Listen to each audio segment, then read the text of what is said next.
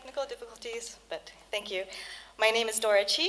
I am a partner at a design office currently based in Hong Kong. I want to thank you all for inviting me here to share about our work. Today I'm here to talk about our practice, being small in Asia, and I will share about our work and our journey as a small design practice in Asia where neither myself or my partner grew up or was educated here. So, we are Spatial Practice. Spatial Practice believes in greatness. We strive to realize desires and dreams. When we started, we basically wanted to regain the essence of architecture, to bring good design back to society, and solve an impact at urban scale with creative solutions. So this is us, a brief overview. As you can see, we have no specific typology or scale. We have worked on projects from large master plans to towers to small public buildings to interior architecture and even art installations. But here today, I am to share with you about who we really are. So we started in 2009. Initially, I was educated in the US. My partner was educated in Italy, France, and the US. We have no prior background to Asia, and we actually initially came to Beijing as a short temporary sabbatical for 6 months. This was pre-Olympics. Beijing was extremely exciting from an architect's perspective. The CCTV was not connected yet. Bird's Nest was under construction. Everything, the entire city was transforming. So we stayed. Then came 2009.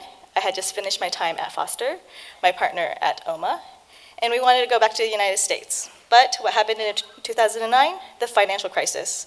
And we knew that there was no good job for us, or any jobs at all. So we did what any practical architect would do. We started a design firm in China, where we had no idea of the local practice, culture, building, and just a slight understanding of even the language.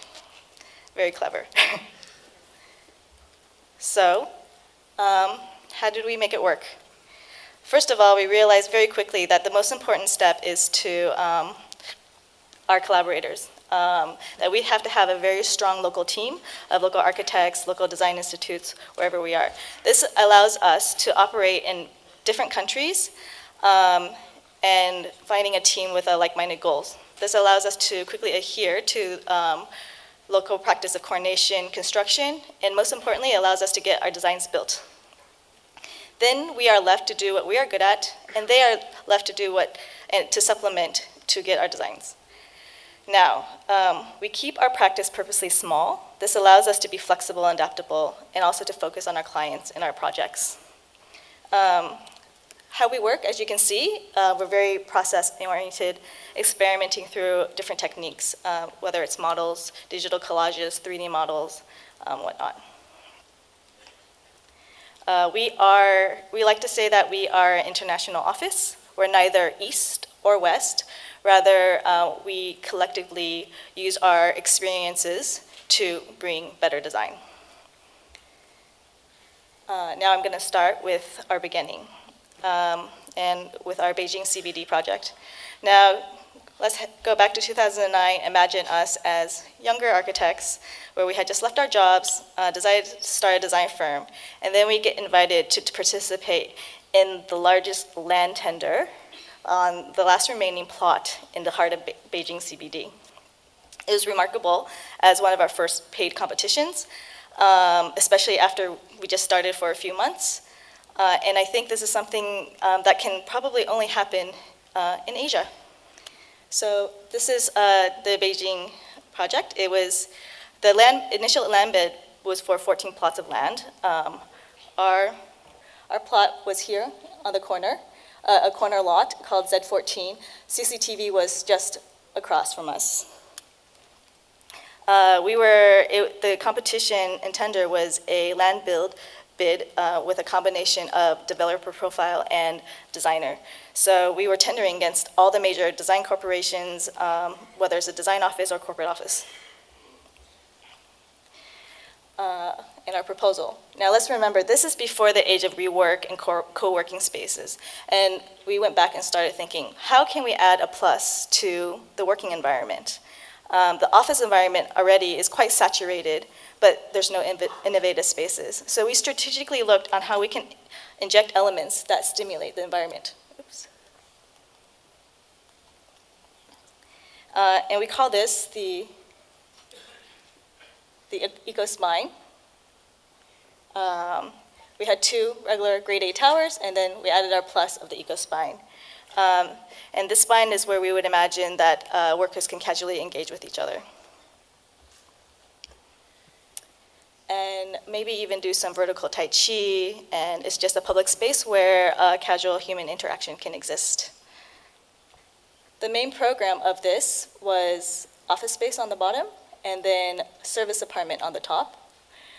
Within the eco-spine, we imagine programs, maybe art, leisure,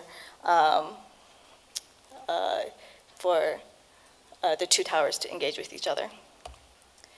We really envision a new gateway, a new typology of an office tower, and this being the corner lot as a gateway into the new CBD.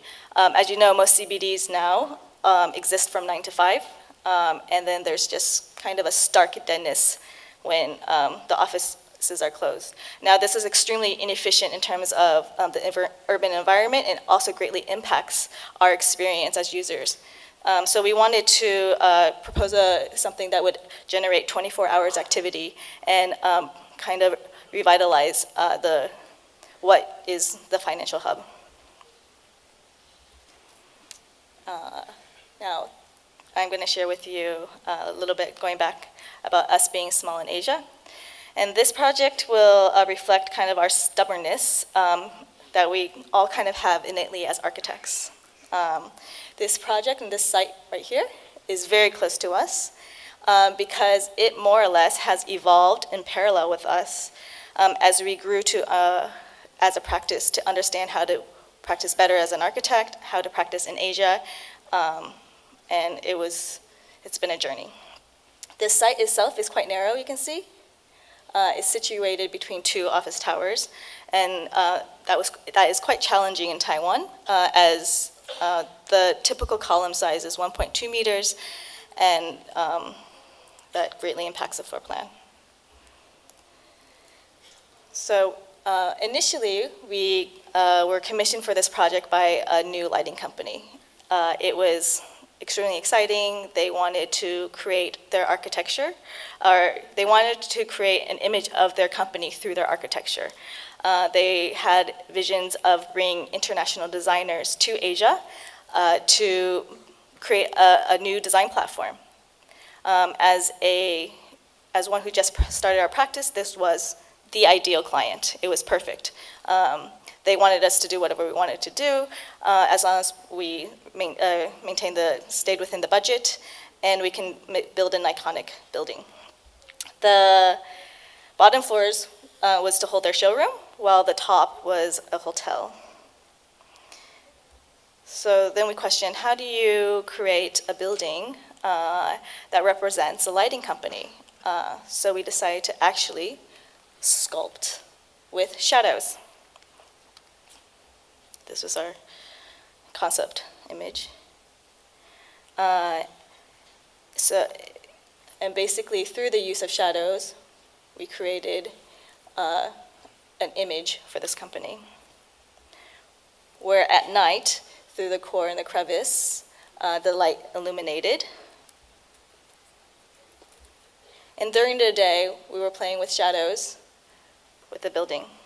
Now, as you can see in the scheme, we purposely kind of focused on the internal cavity rather than the surrounding buildings. It was very much a dialogue between the 2 sides, the shadow it created, and being this object that was transplanted into this site. It was beautiful, but as quickly as we got this design commission, the plans for the lighting company also changed. And along with this was the plans of the hotel.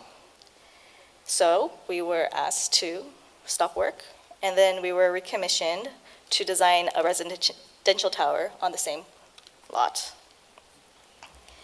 So this is the second scheme, called the Cascading Gardens. It's a residential tower. All of the schemes are at 99.9 meters tall. The site is located in front of a huge park called the Meisuguan Park, which is kind of, if you imagine, like a central park. So we had this beautiful edge condition where we could take advantage of the fact that there will never be any new buildings built in front of it, and we have this amazing view. So the concept of this project was, how do we take this landscape and bring it into the building and into the units for the residents? On the bottom, there were three units, and then as we went up, there were 2 units. We used vertical fins to maximize views and also to protect from the harsh heat that is found in Taiwan. This project was running along very well. We submitted plans and everything required for the first permit. It was approved, which we were quite happy with because this is a bit of a different design. But then a week later, the client changed his internal team. Yeah, like I said, it's been a journey. Along with that, he also decided to change the unit mix, where he wanted two units all the way up and down. So again, we were asked to stop the project, and we were recommissioned to design another residential tower. So this is the third scheme. Now, ironically, this is the one that's getting built, and they decided to call it One More.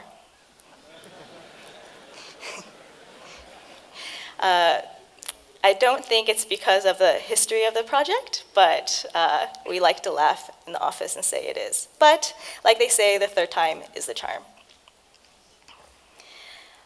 Now, designing the same project twice to a substantial level, and then being asked to do it a third time is extremely challenging.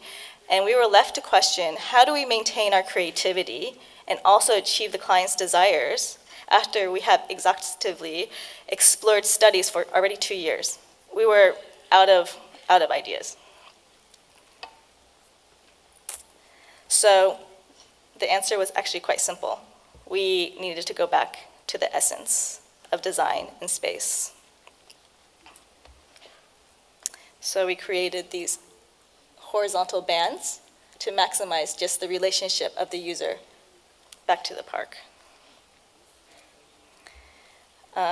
We exaggerated a horizontal, and then basically we cleaned anything that would obstruct the view from the units to the landscape. And then essentially the building is created by these defined by these varying horizontal bands at varying heights. And this also allowed us to become neutral to the surrounding neighbors. As you can see, the surrounding is the typical kind of punch windows where, and we just wanted to create our own image, and we did it just by simplifying design. So, in conclusion, after 3 design commissions, 2 client internal switches, and I didn't mention that while this was under construction, they changed the contracting team 3 times. This never happens, right? No one has a story like this. This finally topped out last week. It's extremely exciting. Like I said, it has been a journey. It has more or less echoed our path as from the ideal dreamy architect to practitioners. But what we learned is our persistence after all of this time, after all the different schemes, all the team changes, and maybe some frustration here and there. We are still the only ones who are on this project from the very beginning. And now I want to talk a bit about showcase in environmental design and how we use architecture to define the image of a company. Now, personally, this is actually one of my favorite projects that we have designed. It was for the same lighting company that we had originally designed for the hotel. So unfortunately, this project had the same fate as the hotel, but I will still show you what we did. Now, we questioned again, how do we design? The previous tower, we used shadows. This time we used both light and shadow to sculpt the project, really doing intense studies of where the sun fell and how do we maximize light to come into the underground levels and where we need to protect and where we can illuminate more. As I mentioned before, in Taiwan, the typical structure is 1.2 columns. Now, this greatly hinders any showroom or efficient office space unless you have a large plate. So what we did is we created a waffle system along the perimeter, and then we pushed all the back of house and the core spaces to the back corner, allowing us to take full advantage of the corner lot situation and also freeing up the floor plan for good office space and also freedom for the showroom and exhibition. And then as you can see, while we were sculpting, the entire project was held by one corner with a rotation around. Oops, sorry. Now this allows us to create these different conditions that reacted to the urban realm differently, whatever angle you were in, and it was quite beautiful. One of the biggest challenges for this project was how we were to materialize the facade. When the entire concept is driven between light and shadow, we questioned how do we make it an actual material? So and this is an example of the studies we had done. We were looking at textile, we were looking at translucent materials, glass, and so on and so forth. Now that program of this building was quite interesting. So like I said, the top levels was supposed to be rental offices, so clean, nice spaces. In the middle was the showroom for the lighting company, and it wanted to be this grand space, where then we had a restaurant on the bottom floors that was supposed to be discreet, but then also with its own identity. One of the other challenges for this project was that all three entities wanted very separate entries and identities, and that was a fun exercise to figure out how to do it. While all at the same time, the building in itself had to represent this new branding, light brand. From this project, I would say this is how we started learning to take advantage of our limitations. After designing and sculpting and refining the design, we discovered, or we were told that we needed to add an external fire stair. And as a designer, when you hear this word and how do you add it onto your project, it's just kind of it's usually a bit of a drag. But we took this limitation as an opportunity, and we created this beautiful outdoor staircase that was also the fire exit. This allowed a garden to be embedded into the building, also created an outdoor exhibition space for the lighting company, and created this very interesting entry.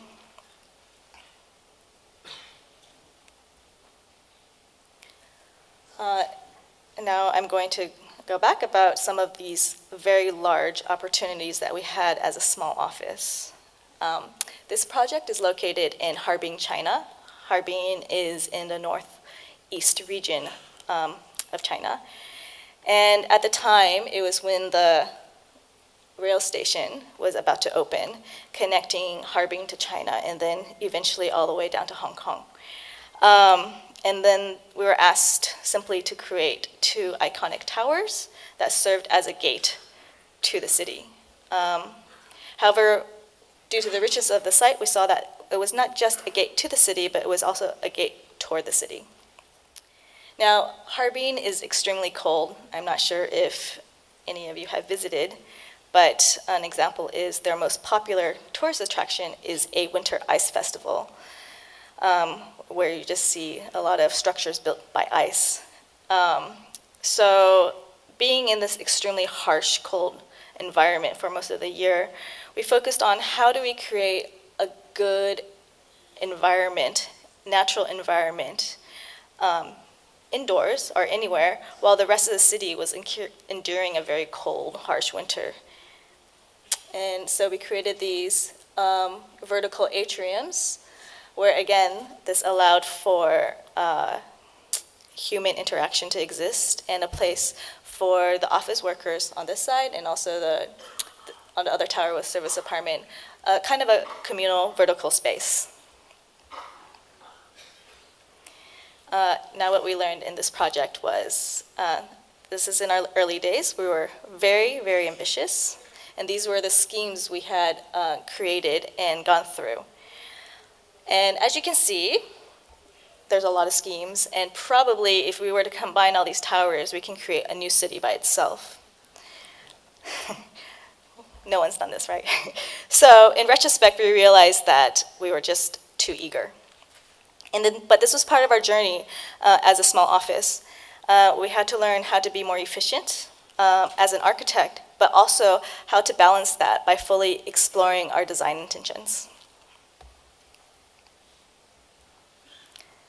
So the concept of the building was initially, they asked for a gate.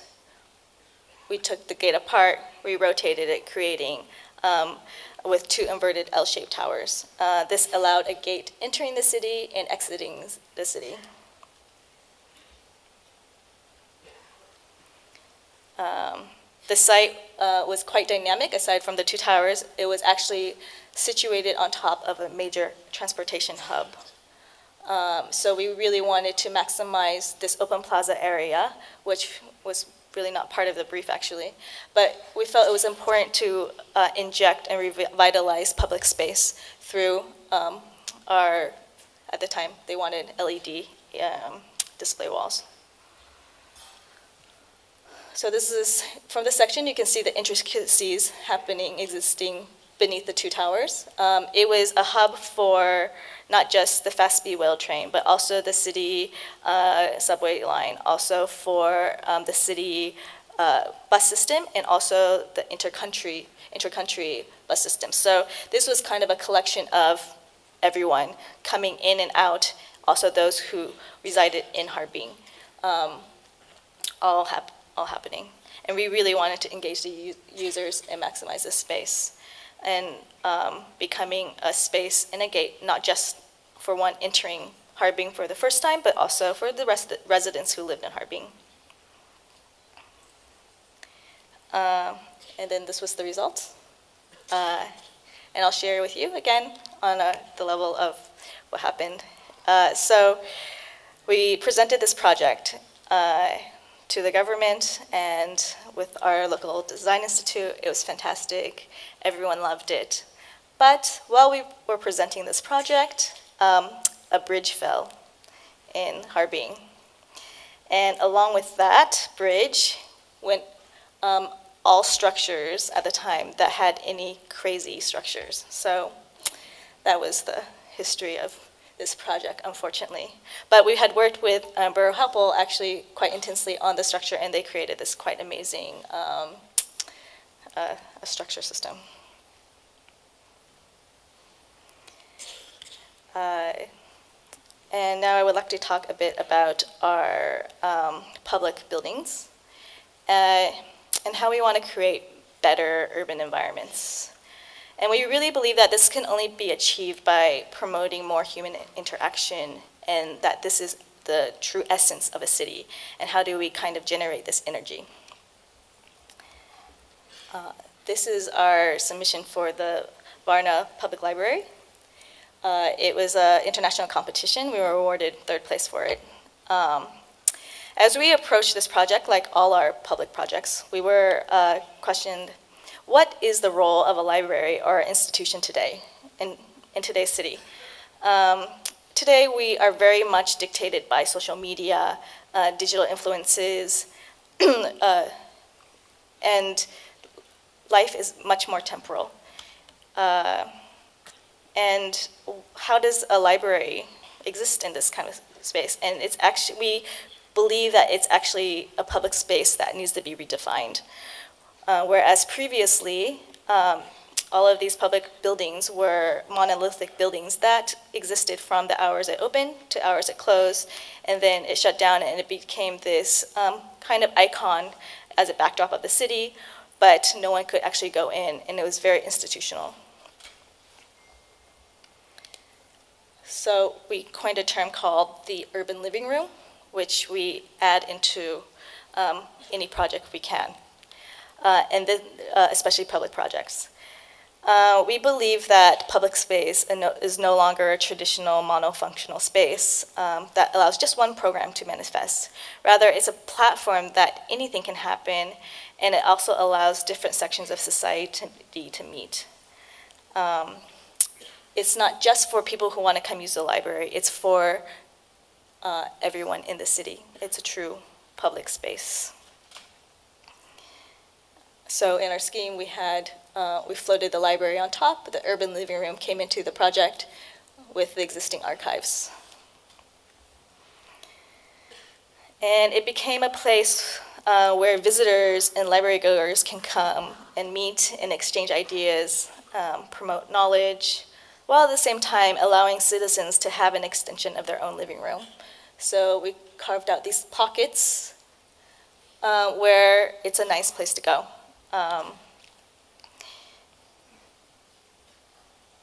This kind of echoes back to our understanding of the agora, the first probably urban space. And what did we do back then, or did they do back then? It was about exchanging ideas and knowledge, and this is something that's quite dynamic and special about the city. Now the library floats above the concrete archives and holds the collection and history, and then we have this kind of relationship between old and new. That conceptually helps to mitigate this kind of old thinking of what a library is and also the new public space. And then we carved in, like I said, these free-flowing spaces to kind of mingle and read.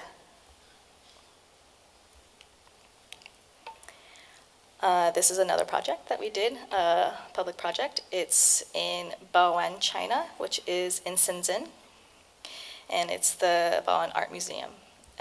This project is situated in the heart of Bao'an. There's a cultural axis where, like many Chinese projects, there's a lot of buildings and green space. So we wanted to extend this green space into the project, and within this art museum was a collection of a series of gallery spaces. The grandeur of the new building celebrates its identity, also as the cultural landmark of Bao'an. So what we did was we created all the different gallery spaces. The spatial experience was composed by entering and leaving the galleries, but in between, that's when we brought in the city and green space. And this allows the user, as they went from gallery to gallery, to have a space to decompose and reflect back and kind of clean your palette from the previous gallery experience. Again, we introduced the urban living room by lifting the project in and really want the entry plaza to be a true urban space where not just gallery users can use it, but also the surrounding residents can come and use the space.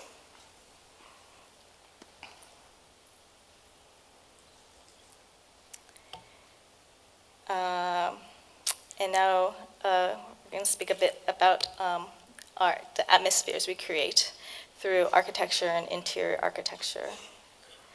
This project is called Fleur de Sol. It's a French restaurant in Taiwan. We had been approached by a French-Taiwanese chef years ago, and actually this was something in the making for several years. So she had brought us to 3 different site locations over the course of 3 years. And finally, this was the final site. The building is in a new development in Taichung City, where kind of you can find every type and every representation of architecture in that development. And so we thought, well, how can we create a simple, bold building that had neither historic influence or even things that we find off of Pinterest and stuff these days. So it was quite simple, actually. We had a rectangle box. We opened one side and the other side. This filtered people in, and very much like the chef, it was kind of seen as cleansing your palate to remove yourself from the experiences of the hecknesses of the city and also whatever is happening in this development, and to kind of calm yourselves to enjoy the experience. While in the back, we brought in landscape. This is the plan of the building. This is the entry filter space. It will have a fine dining restaurant and a tapas bar. And then this is the secret garden. These are some images from our concept presentation. And unlike the other projects that I have presented, what we discovered with this project is that building small is actually quite fantastic. Small allows us to be more flexible. Small allows us to look at projects more carefully. And we really discover the joy of designing at this scale. I think typically, especially coming from a Western perspective, when you start a small office, you start with smaller projects. But however, we started with very big projects. And this being one of our first smaller projects, it was extremely refreshing. And people often ask me, oh, it's great that you guys get to do all these big projects, but I actually feel that it's a similar process. It's just when and how you do it. This project now is under construction.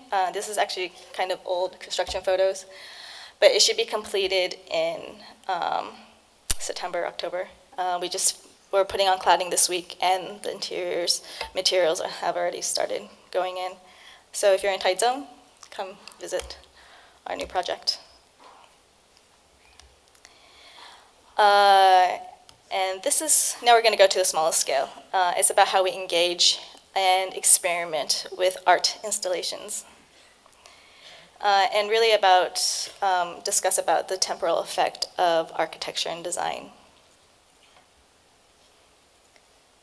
So this is an installation we did in Hong Kong. The model you see right now is actually the model we submitted to win the pitch, and also the video that we submitted to them. What was nice about this process was that actually this was all done in-house. It was 3D printed, everything. Even the video that you see right now was done with an iPhone. So it was the first time we kind of used high-tech, low-tech together, and realized that the design process is actually quite in our hands now. We don't have to send it out anymore. So the site itself is located in Hong Kong IFC Tower in the Oval Atrium. The IFC is this kind of catchment of shoppers, office workers. The Airport Express is located on the bottom level. Also, there is a major bus terminal there.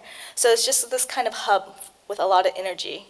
But however, and the Oval Atrium kind of sits on top of it.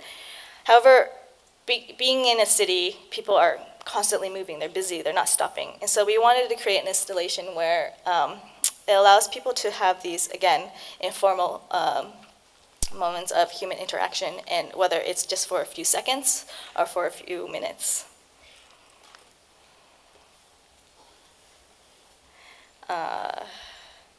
The trees, as you see, they were choreographed with music to kind of float up above the atrium, and this really changed the the space of the atrium. This was a photo from the opening, and it was fantastic, actually. It was a great example of a good collaboration with our client, where we were constantly exchanging ideas off of each other. For the opening, we actually had just this tree lifted up, whereas all of the other ones were lowered to the ground. And music was just kind of playing in the background, and we allowed all the visitors to kind of mingle between and around. And then as the conductor started, then the cones were slowly lifted. And then all of a sudden you find yourself next to the orchestra or parts of the ensemble. And it was fantastic. I think in terms of a public space experience, it's exactly what we have been pushing for different types of human interaction. The orchestra was mixed with the attendants. The shoppers were randomly stumbled upon this kind of spectacle. It was fantastic.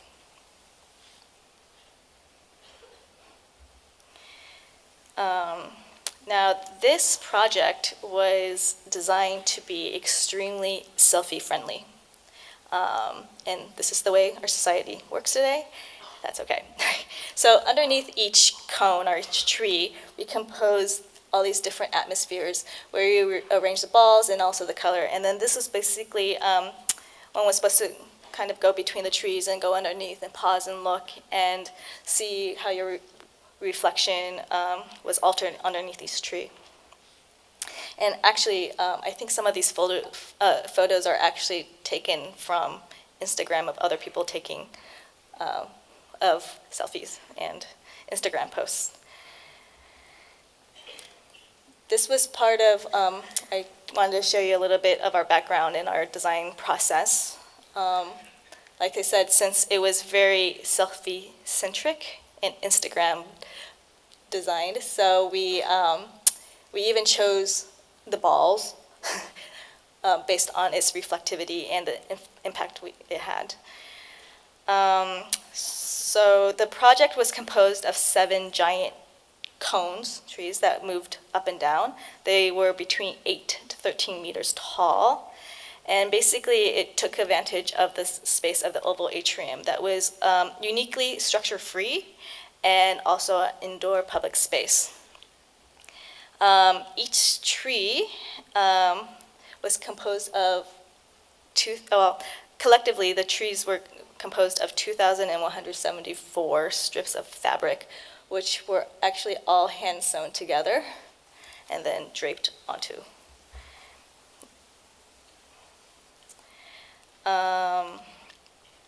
And the installation was allowed for strangers to come and interact.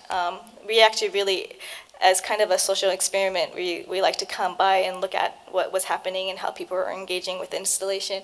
And it was really fun to see how, just based on the patterns and even the arrangement of the cones and the sheer massive scaleness of it, we would find kids running in circles around the carpets, people just lying down in the middle, taking selfies and like enjoying the view of the balls. The center was actually situated with a selfie camera, so it was very much using all the modern techniques of photographing and social media.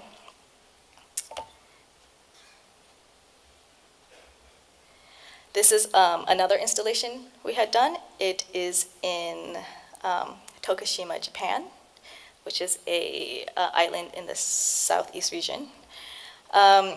This city was originally built around the indigo ink dyeing process, if you can recall the beautiful like indigo ink patterns that you see in Japanese print.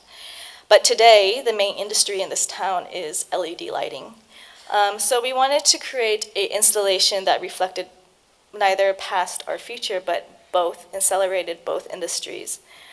So the concept was to create a light installation that using lights to show indigo ink spilling into the river.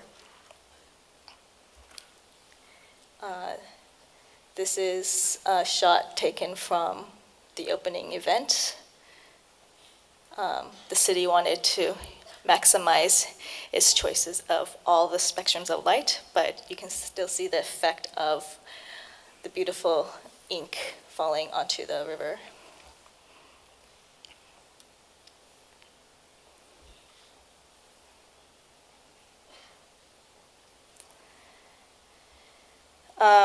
Now, the process to achieve this kind of rippling effect through lighting was quite challenging. Initially, we had proposed steam and all these various different techniques, but we were faced with concerns of wind, and also we had to have a clearance under the bridge for boats to pass by. So our final solution was to use fiber optics. And if you can see, each one of these lights that's being glowed through the fiber optic is actually hand scores. There's more than 8,000 hand scores across all of the fiber optics. But by assembling it together, it allowed us to have this rippling effect of water without using water, and also achieve the beautiful reflection of the indigo ink.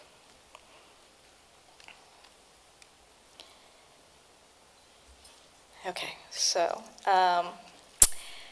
we strongly believe that to maintain a small design practice, we also have to, in parallel, research. The world is changing very quickly. Industries are changing very quickly. How people use space is changing. And as architects, we also should evaluate our position and how we evolve with the times. Our research entity is actually called Spatial Tactic. So this was a poster we had done for one of our first researches called accumulative circles. This is kind of, as I had mentioned earlier, through our public buildings, we have this kind of obsession about cities, where we really believe that it's the best human invention. And here in accumulative circles, we were studying to see how the city functions that allow people to share energy, to exchange culture, ideas, and how it worked across the spectrum from the old way of living to the current way of living. This was our research about social media and social behavior. We can see very clearly how all industries have changed dramatically because of social media, with following, with liking, and the obsession with companies needing creating this public social media profiles. So how do we as architects also evolve, and how do we use this? Also the idea of 3D printing. Now imagine that a 3D printer is just a regular appliance that is in every single household, like a refrigerator or a stove. And you were allocated with just X amount of plastic, and one was able to freely design, print, make, and reuse, which is fantastic, but this will impact and change our role as designers and creators, and to really embrace this instead of being afraid of it. And how can we use this to push ourselves for the future? And finally, this is ongoing research that we, and also parallel studios that we do with HKU. It's called Cities and Cities. Again, with the preface that cities are the best human inventions. We really believe that Hong Kong is kind of at the forefront. If you look at the efficiency of the transportation and just as a city in itself. But, and one can also even argue that Hong Kong is modeled, a lot of future cities that you see in films are modeled after Hong Kong with the elevated walkways and stuff in the pure density. But with any urban environment, there are the problems, and there's the problem of space, there's the problem of public space, good public space, and even where people are so busy in the city, how do you create human interaction? And as cities grow rapidly, something that we also forego is farming and fresh food. Just because it's a dense urban environment doesn't mean that we don't have the right to fresh food anymore. So this is kind of our poster for the study, where we really believe that you just need to kind of, stimulate here and there to make the city environment better with creative solutions.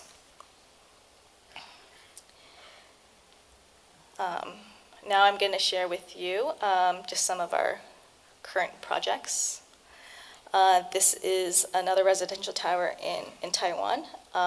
If you look here, this is the zoning diagram. And as our local architect liked to say, it looks like a baking soda box. It's huge, it's wide, it's massive, and the client didn't know what to do. So we just proposed to add scale to it and to maintain the zoning diagram envelope, but also creating a hierarchy for the residents. This is another tower. This tower is quite special because it's originally the site is allocated for villas, and very recently they were allowed to build a tower here. And obviously our client was very excited about that. And then we were questioned with, how do you design a standalone tower in a very flat environment and to maximize the views of the surroundings? This is one of the study models we had made in the office. Again, I think if you see from our earlier work to now, our design process is a bit different, but also that we have found that we can actually make very nice models completely in-house. Studying and having a 3D printer and having these materials allows us to be more flexible and maybe even design quicker.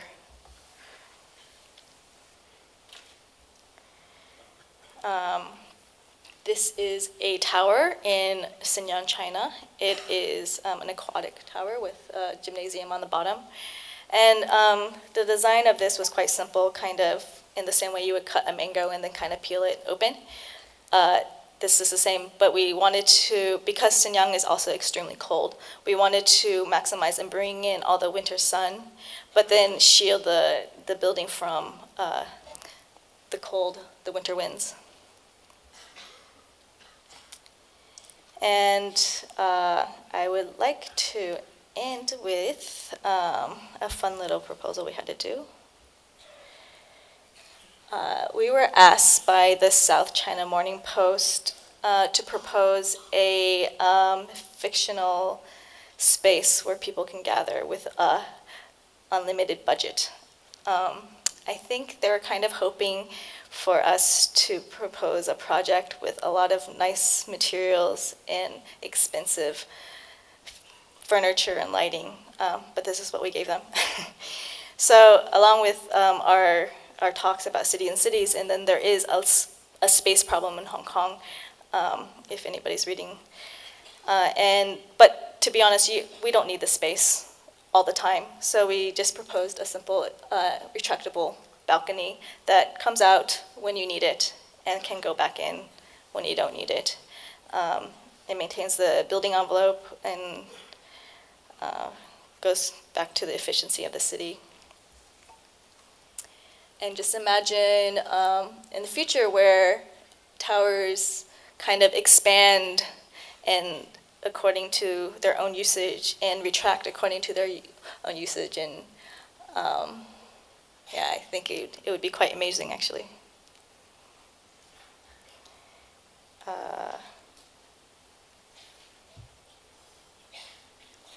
So, we are Spatial Practice. With the images of Hong Kong evolving toward the future, I would like to summarize us being small in Asia. It's definitely been a journey. It allowed us as a small office to be exposed to extremely large opportunities and also to witness the constant changing face of Asia.